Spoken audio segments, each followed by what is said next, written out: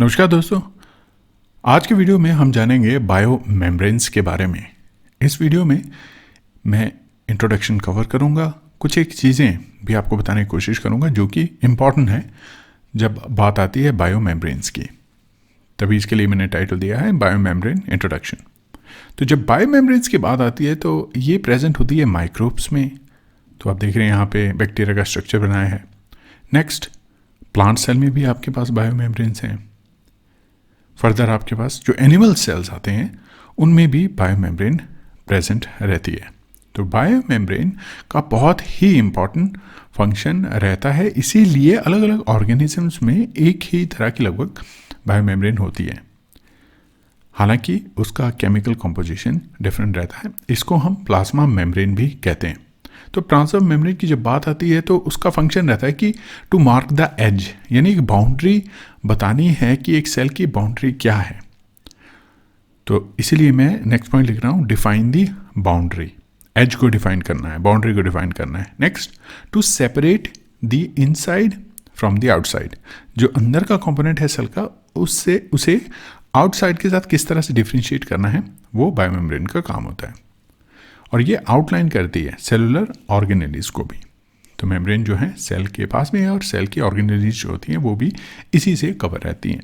अब basic structure की अगर हम बात करें तो इसमें फॉस्फोलिपिड्स होते हैं। फॉस्फोलिपिड बाइलेयर होती है बेसिकली ये। नेक्स्ट जो है स्ट्रक्चर भी मैं डिज़ाइन करूँगा, आपको दिखाऊँगा। और इसमें बहुत सारी प्रोटीन्स होती हैं, मेम्ब्रेन प्रोटीन्स जिनको कहा जाता है। उनका स्पेशलाइज्ड फंक्शन रहता है। और ये जो मेम्ब्रेन होती है ये स्टैटिक नहीं होती है, फर्म नहीं होती है, फ्लेक्सिबल रहती है, डायनेमिक रहती है। अब अगर हम बात करें प्रोकैरियोटिक और यूकैरियोटिक की मेम्ब्रेन की, तो सबसे पहले चलिए प्रोकैरियोटिक के बारे में बात करते हैं, जो कि होती है 1 to 2 माइक्रोमीटर की उसकी जो चौड़ाई रहती है। इसमें नो इंटरनल सब कंपार्टमेंट्स रहते हैं, बहुत ही सिंपल स्ट्रक्चर रहता है। Next you have membrane proteins, इसमें भी आपके पास आ जाती हैं। बहुत सारे चैनल्स होते हैं, बहुत सारे ट्रांसपोर्टर्स होते हैं जो कि स्पेसिफिक फंक्शन कैरी आउट करते हैं। और ये बहुत ही सिंपल होती है, इसलिए मैं यहाँ पे सिंपल स्ट्रक्चर लिख रहा हूँ। नेक्स्ट, एटीपी की जो सिंथेसिस होती है, जो एनर्जी मॉलिक्यूल है आपका, उसकी सिंथेसिस जो मेम्ब्रेन में होती है। और मेम्ब्रेन में बहुत सारे ट्रांसपोर्टर्स भी रहते हैं, स्पेशली अगर हम बात करें प्रोकैरियोट्स की। तो ये तो बात होगी प्रोकैरियोट्स की। अब आइए बात करते हैं यूकैरियोटिक बायो मेम्ब्रेन की। यूकैरियोटिक में सबसे इंपॉर्टेंट जो है वो पॉइंट आ जाता है कि इसमें एटीपी की जनरेशन नहीं होती है। तो मैं यहाँ पे लिख लेता हूँ, not there is no generation of ATP, no ATP generation. Next, protein molecules, इसमें भी आपके रहते हैं, स्पेशलाइज्ड रहते हैं, लेकिन डाइवर्सिफिकेशन बहुत ज़्यादा हो जाती है। Next you have receptors. Receptors इसमें होते हैं जो कि सिग्नल डिटेक्शन का काम करते हैं। अब फर्दर आते हैं सेल, आपकी जो सेल अटैचमेंट है वो भी एक इम्पॉर्टेंट जो है एस्पेक्ट हो जाता है यहाँ पे, कि सेल कैसे अटैच करेगी। उसके लिए भी बहुत सारे एडिशन मॉलिक्यूल्स होते हैं। और जो मेम्ब्रेन होती है वो बहुत ही फ्लेक्सिबल होती है, जो कि मैं ऑलरेडी आपको पहले भी बता चुका हूँ। तो ये इनसाइड की डायरेक्शन में भी फोल्ड हो जाती है, आउटसाइड की तरफ भी हो जाती है फोल्ड।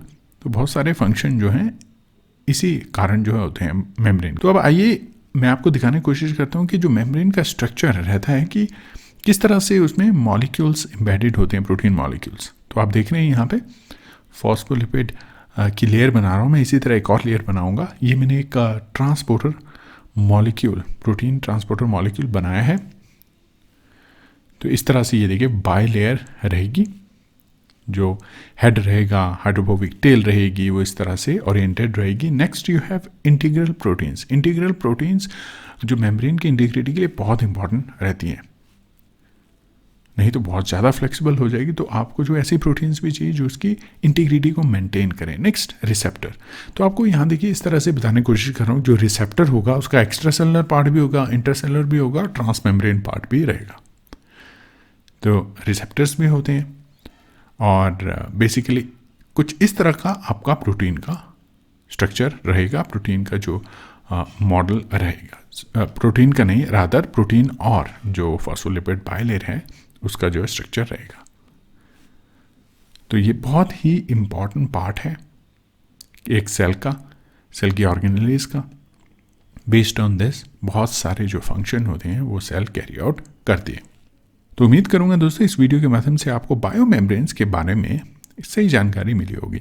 आपको बायो मेम्ब्रेन्स के बारे में ये पता चला होगा कि उसका जो स्ट्रक्चर है किस तरह से रहता है, उसमें जो प्रोटीन्स होती हैं वो क्या क्या होती हैं, क्या क्या उनके फंक्शन रहते हैं। हमने प्रोकैरियोटिक और यूकैरियोटिक की जो बायो मेम्ब्रेन्स हैं उसको भी कंपेयर किया थोड़ा बहुत, और साथ ही साथ जनरल जो बायो मेम्ब्रेन्स के फंक्शन होते हैं वो भी हमने डिस्कस किए। स्ट्रक्चर भी मैंने आपको बताने की कोशिश की। तो इसी तरह से दोस्तों और भी वीडियो लेके आऊँगा मैं, जिसमें हम इसी तरह के इंटरेस्टिंग टॉपिक जो हैं कवर करेंगे और जो आपकी स्टडीज़ के लिए हेल्पफुल रहेंगे। तो अगर आपको चैनल का कंटेंट अच्छा लगता है, वीडियोस अच्छे लगते हैं, तो चैनल में बने रहें और शेयर करते रहें वीडियोस को। Thank you.